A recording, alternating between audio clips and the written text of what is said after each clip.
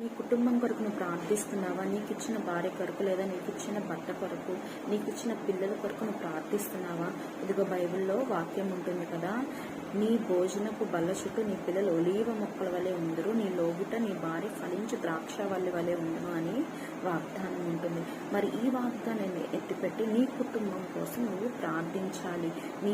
నీ భార్య కొరకు, నీ పిల్లల కొరకు, దేవా నా పిల్లలు మంచిగా పుష్టిగా ఉండాలి, ఆరోగ్యంగా ఉండాలి, జ్ఞానమందు వారు ఎదగాలి, వయస్సు ఎదగాలి, నేను నా భార్య ఏక మనసు కలిగి అన్యోన్యంగా మేము జీవించాలి, ఒకరికొకరం గౌరవం ఇచ్చుకోవాలి అన్న మనసుతో నువ్వు ప్రార్థించాలి.